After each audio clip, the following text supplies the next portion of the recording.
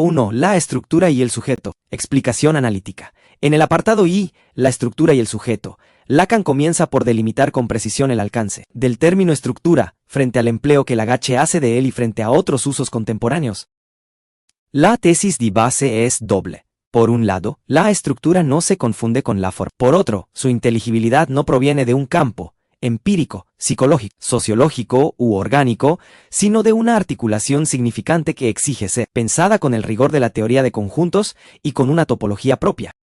De ahí que señale, la estructura no es la forma, y que reclame, a besar, el pensamiento en una topología que solo la estructura necesita. El rodeo por la categoría de conjunto no es ornamental, sirve para excluir tanto la tentación o lista totalidad, como la reducción empirista, partes, dadas en un campo, insistiendo en que los elementos se definen por la red de relaciones simbólicas que pueden ser planteadas sin jerarquía natural.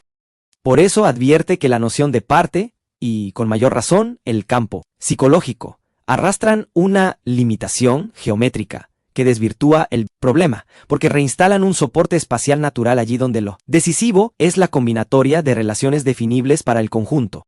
Sobre esa base, Lacan formula el punto metodológico que ordena todo el apartado.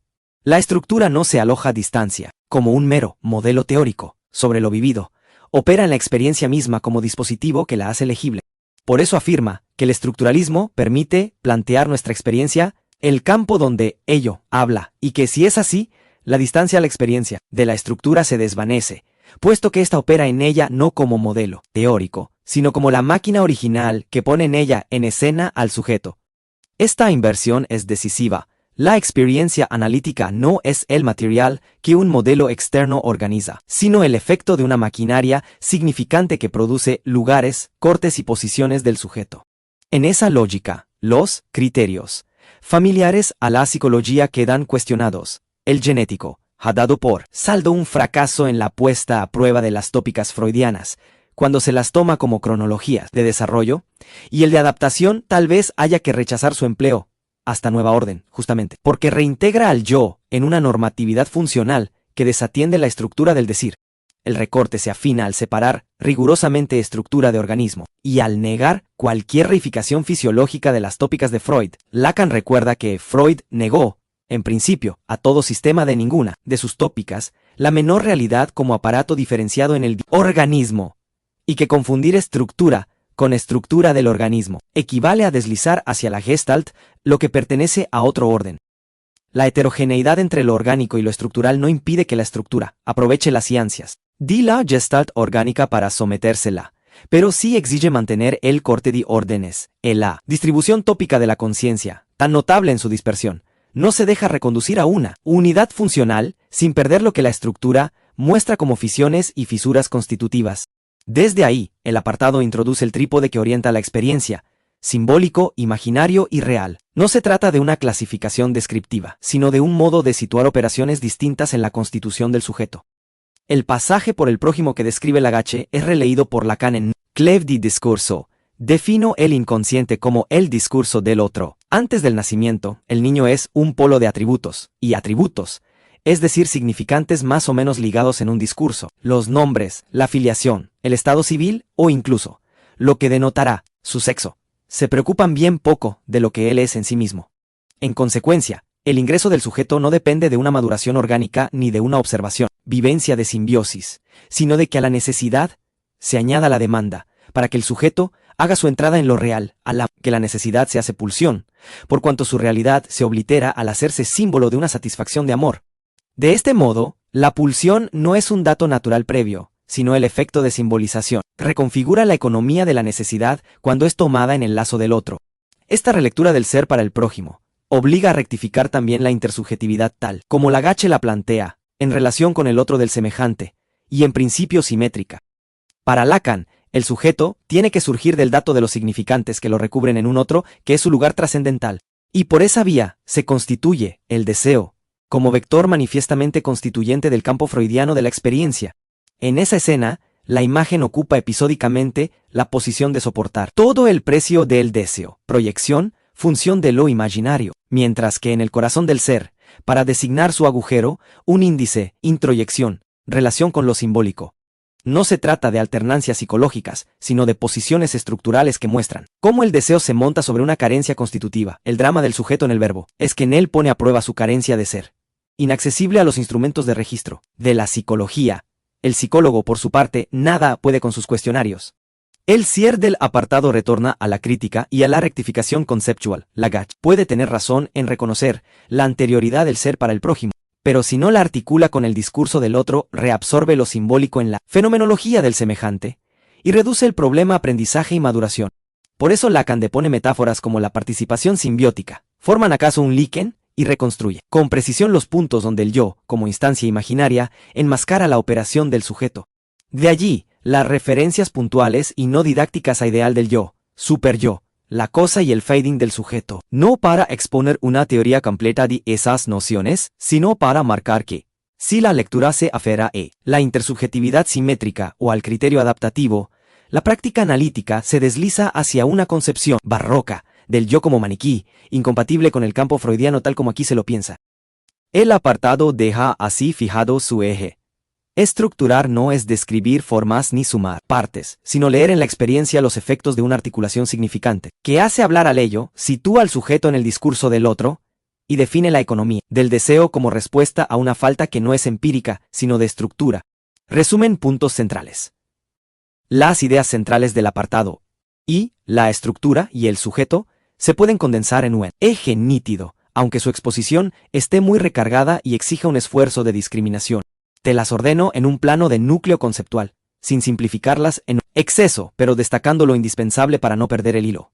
1. Diferenciación radical de la noción de estructura. Lacan insiste en que la estructura no es la forma ni la totalidad orgánica. La estructura se define por un entramado de relaciones significantes, sin necesidad de un soporte natural ni de una jerarquía empírica.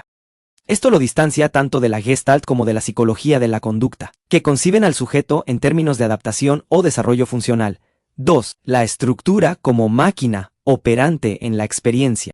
No se trata de un modelo teórico externo o ilustrativo. La estructura es la máquina original que organiza la experiencia misma. Es lo que hace que, en el campo analítico, ello hable. La experiencia no es materia cruda que luego se modela, sino ya efecto de esa articulación estructural. Crítica a los criterios de la psicología, genético y adaptativo.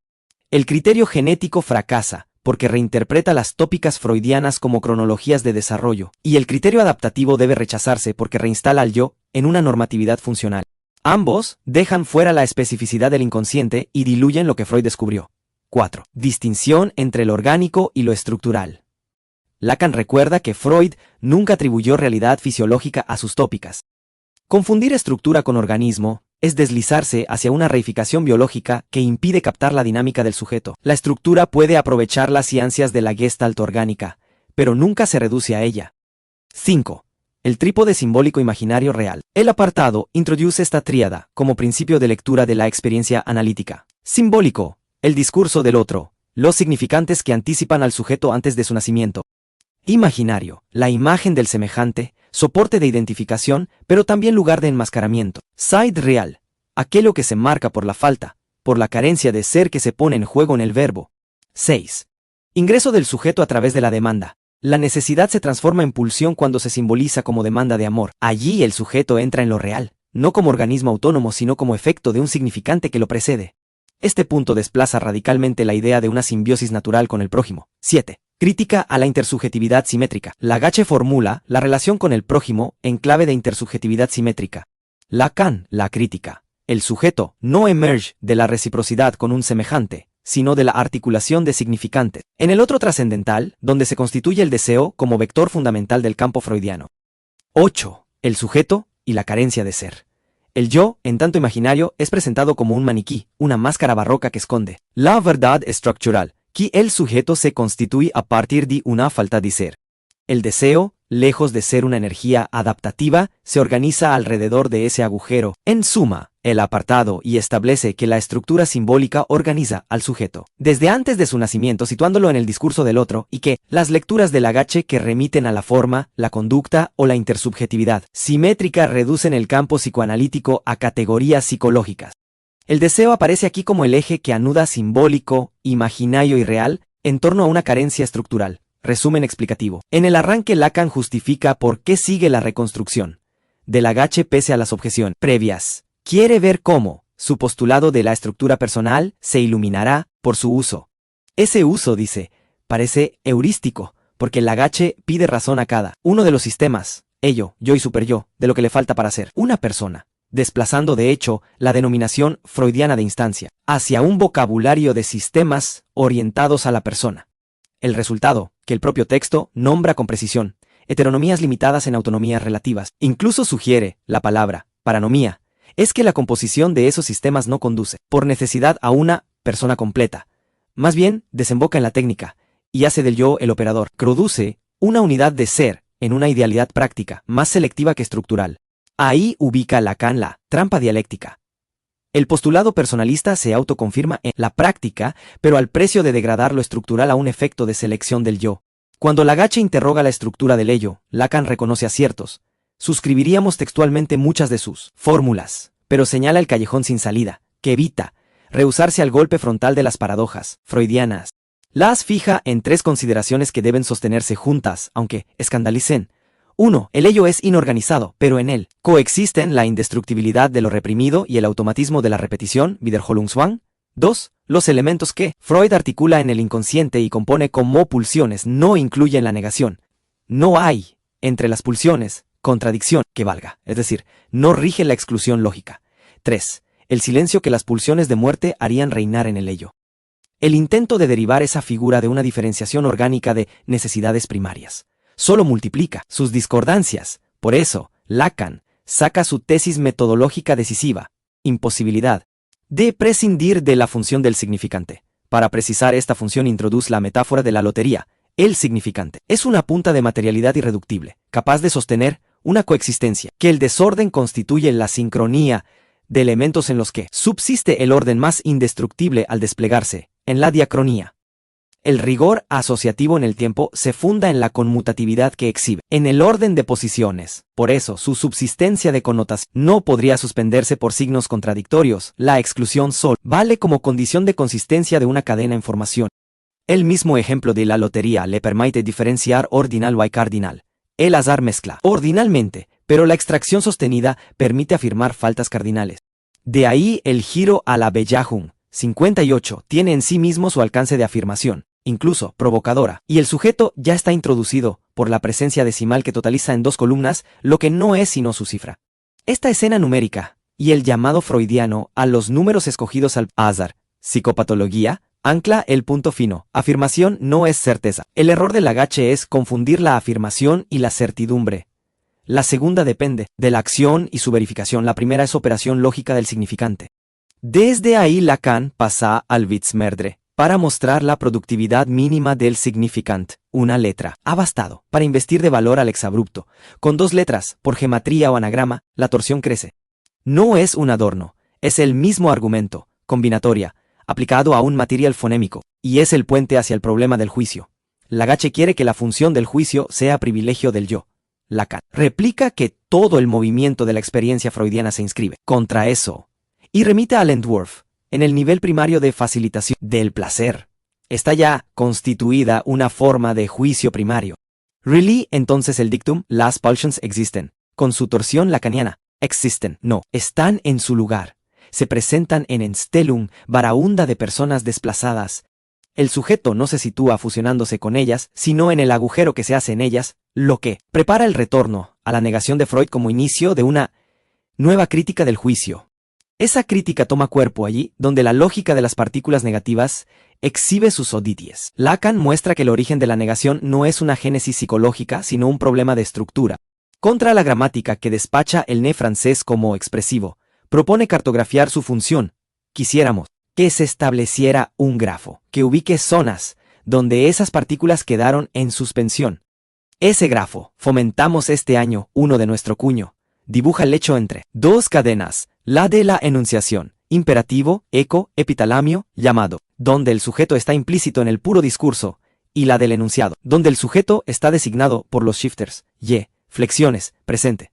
El ejemplo canónico, je Kreinsky il ne vien, permite aislar el punto, y, es solo el índice de presencia en el enunciado, el sujeto de la enunciación, cuyo deseo se transparenta, no está en otro sitio que en ese ne, cuyo valor se capta por anticipación lógica, avant coup, il ne vient.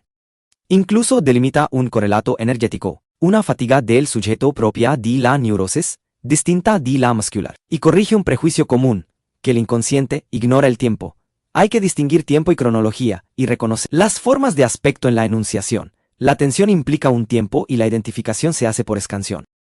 Lacan radicaliza la hipótesis. Quizá el significante primitivo de la negación sea una elisión del significante. Un vestigio audible como censura fonemática. El célebre sp del hombre de los lobos. Otras elisiones. Primera sílaba del nombre propio. Incluso la familia de los prefijos de negación, como reocupación de lugar abierto por esa ablación. Esta serie fonemática no es filología ociosa. Prepara la tesis clínica sobre la defensa. No hay poder mágico del lenguaje. La defensa no suprime una tendencia pulsional, modifica al sujeto. El modo original de elisión significante, matriz de la Verneinung, afirma al sujeto, bajo el aspecto de negativo, disponiendo el vacío donde encuentra su lugar. Es la ampliación del corte en la cadena significante, su elemento más radical en la secuencia discontinua, desde donde el sujeto asegura su subsistencia de cadena. Este punto desarma otra tesis de Lagache. El sujeto no se distingue de la pulsión, de la meta, y del objeto, sino distingue, produce, un sujeto desperdigado. En relaciones de objeto, o un mero, bulir de todo unos, sin montaje, exactamente lo contrario de lo que la clínica revela como fragmentación original del inconsciente y como descomposición estructurante de la pulsión. El final condensa la ontología implicada, la ausencia del sujeto coherente, en el elo inorganizado. Funciona como una defensa natural que abre el lugar, donde las otras instancias acampan. Es el lugar, donde toda cosa es llamada para ser lavada de la falta. Es el lugar de una ausencia, que toda cosa pueda no existir. De ahí la matriz de la primera contradicción, ser o no ser, y la articulación estricta, el juicio de existencia. Solo funda realidad elevándola de la postura en voladizo, que recibe de un juicio de atribución ya firmado. Por eso, el nada está en el principio, y el pensamiento analítico debe ser creacionista, no evolucionista. La experiencia del deseo es la de la carencia de ser por la cual todo ente podría no ser o ser otro. No invoca un ser supremo, es el lugar de ya nadie y del este impersonal. La única respuesta. El silencio de la pulsión de muerte, Klein. O el sarcasmo de Ulises como nadie ante Polifemo. El inconsciente ironía, lúcida, sobre la pretensión de ser una persona, cuando lo que estructura al sujeto es, antes, ese no ser que la cadena significante instituye como su condición. En este tramo Lacan desarma la pretendida autonomía del yo, mostrando que su figura emerge como sustitución, en un lugar allanado para el sujeto. Y, al ocuparlo, introduce una deformación estructural. El yo es función de desconocimiento, no garantía de saber. La resistencia a asumirlo se apoya en una verdad práctica. Conocemos algo de la realidad, pero ese argumento se quiebra. Justamente allí, donde el texto sitúa su campo, los efectos del inconsciente extienden su imperio sobre el propio yo. De ahí que la teoría freudiana de las relaciones yo-ello no venga a restaurar un yo robusto, sino a extender la ignorancia del sujeto respecto de sí. La rectificación posterior del yo responde a otra cuestión. En coherencia, Lacan critica la terapéutica de enderezar una supuesta curvatura del yo. No es el espesor de la lente lo que deforma, sino el hecho de que la lente ocupa el punto de vista del sujeto y se sobreimprime para gran perjuicio del conjunto. Por eso liquida las metáforas ingenuas, el uf a el oel, como folclore, útil a lo sumo en el artesanado, pero letal como modelo estructural. Sobre ese piso, el texto reubica la función del juicio en clave estrictamente lógica y topológica. La indicación freudiana de que un juicio debe venir en lugar de la represión se explica porque la represión está ya en el lugar del juicio. Y cuando introduce Verwerfung, preclusión, no es para un nominalismo doctrinal, sino para ubicar dónde ocurre la exclusión de significante. En la sínfisis del código con el lugar del otro, allí, los juicios de realidad en que se desarrolla la psicosis no consiguen colmar el defecto de existencia. El pasaje que revisa inconsciente-preconsciente afina esta tesis. No confundir reminiscencia de los enunciados con estructuras de la enunciación. Si un simbolismo del ICC puede traducirse a discurso preconsciente, es porque comparten estructura, no porque el preconsciente acumule imágenes bien compuestas. Esta reubicación del juicio y de la traducción simbólica despersonaliza el problema. El punto no es un yo fuerte, sino la posición estructural desde la que algo puede contarse como juicio. Lacan acepta la distinción de yo ideal, ideal del yo señalada por Lagache, pero la resitúa con un modelo óptico que articula imaginario y simbólico. El dispositivo del florero invertido muestra cómo el sujeto es capturado por una imagen real virtual en condiciones estrictas, de mirada, cono de rayos, campo de acomodación, de modo que la constitución del yo descansa en una ilusión relada. Las imágenes, no deben leerse como óptica literal, sino como subordinación imaginaria. Compares una forma del otro, cuya pregnancia introduce falso dominio y alienación. Mientras marca la subjetivación bajo una reflexión global. Espejo esférico, con poco acceso a la realidad de ese cuerpo. El cuerpo pensado como guante que puede volverse del revés. El modelo permite integrar la llamada relación de objetos sin naturalizarla. Las flores funcionan, puntos de acomodación del deseo, pero la tentación de totalizar el objeto parcial disipa el hallazgo. Que haya fragmentación en el estadio del espejo no garantiza ninguna síntesis. Posterior, la armonía supuestamente orgánica ha implicado siempre alguna dificultad. El transitivismo resultante, yo ideal yo, mantiene fronteras inciertas, federan. Zonas francas y feudos enclavados, es el mapa fluctuante del yo imaginario. Porque el psicoanálisis opera en lo simbólico, proceso de palabra. Debe poder retocar ese yo imaginario. El fading, que Lagache atribuye al yo sujeto no remite a una abstracción noética sino al efecto de estructura por el cual el sujeto se sitúa en una lisión de significante. El ideal del yo viene a ese lugar simbólico y corresponde a las coordenadas inconscientes del yo. La segunda tópica se escribió para decir esto, no para allanar el retorno del yo autónomo. A la vez, el texto relí la psicología de las masas. Un objeto estúpido puesto en función de insignia puede precipitar la identificación del yo ideal, figura del Führer, y Lacan extiende la tesis al dispositivo clínico. El otro, es el lugar del discurso, y comparece incluso en la escena especular, cuando el niño, volviéndose hacia aquel que lo lleva, apela con la mirada al testigo. Ese tercero no vale por su anécdota, sino por la estructura de presencia que se capta en el imperfecto. Stava allí, reserva de atributos donde el sujeto debe hacerse un en lugar. De ahí, que las insignias que responden al grito originario, inscribiendo su omnipotencia de respuesta, constituyan el ideal del yo. El mismo modelo permite leer la transferencia. Cuando el analista ocupa el lugar de el sujeto traslada su trayectoria. Detrás del espejo, la captura imaginaria por el yo ideal arrastra hacia la hipóstasis en el ideal del yo. El itinerario exige que la ilusión desfallezca, y por eso las despersonalizaciones en análisis, leídas a menudo como límite, aparecen aquí como signos de franqueamiento. Al alcanzar la posición la vieja reaparece como al árbol su reflejo, confirmando que el imaginario retorna pero ya bajo otro régimen. En ese punto, el texto desplaza el centro. Lo decisivo no es ningún ideal, sino el deseo. El objeto es lo que no cabe en el dispositivo de imágenes. Objeto parcial, desde el origen. Elemento de estructura, índice levantado hacia una ausencia, de la que ello habla.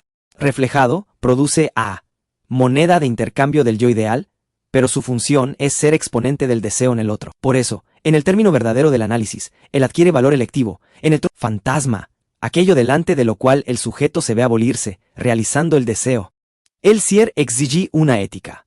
Llegar, más allá de la reducción de los ideales de la persona, implica confrontar el querer del sujeto con lo que desea, bajo la fi del significante perdido, las formas fi, y la castración como aporía. Que Lagache deje esto fuera de campo marca, según el propio texto, los límites de todo enfoque personalista del sujeto del inconsciente. Trazabilidad, tesis, citas breves. Yo como desconocimiento. El yo, una función de desconocimiento. Juicio, reprensión y preclusión. Un juicio debe venir en lugar de la represión. Verbum, preclusión. Sínfisis del código con el lugar del otro. Modelo óptico y imaginario. Imagen real. Imagen virtual. Hay poco acceso a la realidad de ese cuerpo. Ideal del yo, y a formación que viene a ese lugar simbólico.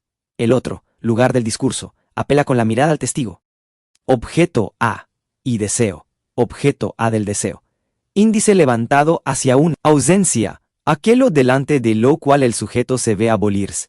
Apartado 4, para una ética. La entrada al superyo exige, según el fragmento, levantar el enfoque al plano de la existencia y aceptar el relevo que opera la voz. El advenimiento del sujeto que habla relega al sujeto del conocimiento. La relectura de Kant no es decorativa, conserva la heteronomía, la ruta estrellada y la ley moral, pero bajo nuevas condiciones de contemplación, las letras minúsculas de la ciencia que han domesticado el espanto cósmico y un mundo donde hasta los cielos reciben nuestra basura. En ese mismo movimiento, la ley moral pierde su trascendencia intimidante y se reduce a acontecimiento de voz. El superyo es efectivamente la voz de la conciencia, es decir, una voz en primer lugar, una voz estentórea, cuyo efecto remite al rumor devuelto por el dispositivo del Sinaí. La multitud oye su propio ruido amplificado. Por eso, las tablas seguían siendo no menos necesarias para conocer su enunciado. La consecuencia es decisiva. En esas tablas nada está escrito, salvo las leyes de la palabra misma. Dicho de otro modo, la autoridad del superyo no proviene de un contenido moral, sino de la estructura significante que lo porta. Y allí, con la persona empieza la persona, pero queda abierta la pregunta por la personalidad, la consistencia substancial, porque lo que llega primero es el pasaje del lenguaje a palabra, la ley del decir. Desde ahí el texto nombra sin ambages la vía ética, se anuncia una ética, por la venida no del espanto, sino del deseo. Esta torsión desactiva todo proyecto de una moral de la elevación por el yo. De hecho, el fragmento duda explícitamente de la pertinencia de esa meta. ¿Es de veras el desbrozamiento del yo lo que puede proponérsele como meta? La objeción no es psicológica, sino política de la subjetivación. Si el objetivo se formula en términos de posibilidades del yo, la GACH se ofrece al sujeto una salida demasiado indeterminada que evita una vía demasiado ardua, la que enfrenta la sujeción al juego del deseo. Aquí la ironía muerde.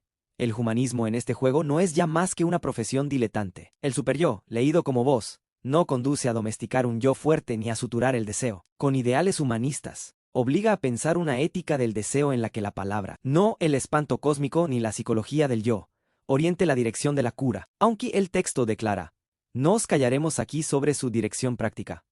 El cierre, aparentemente filológico, es en realidad una operación lógica sobre el saber y la negación. El juego entre nosit y gnosit decit desarma la ilusión de que podamos asentar una ética sobre un saber positivo del yo. Nosit, sabe, ¿lleva acaso la figura de una elisión de ignosit? Nesit, entonces, nos dejaría sospechar una negación fingida a posteriori, nachträglich. La conclusión es cortante. Esa negación no es más que una máscara de las primeras personas. Con esto, el texto muestra que la primera persona, el yo, del saber, está ya horadada por el disfraz de una negación retroactiva. Lo que sabemos de nosotros mismos llega bajo máscara, después, y la ley que nos ordena no es tanto un contenido moral como el imperativo vacío de una voz que se impone por resonancia. La ética que se anuncia, entonces, no puede buscar su fundamento en un yo depurado ni en una ley trascendente reconfortante. Debe vérselas con la voz superioica como efecto de palabra, y con el deseo como su vía ineludible, allí donde el sujeto llamado por la persona, encuentra que la personalidad se le escapa bajo la máscara gramatical de su propio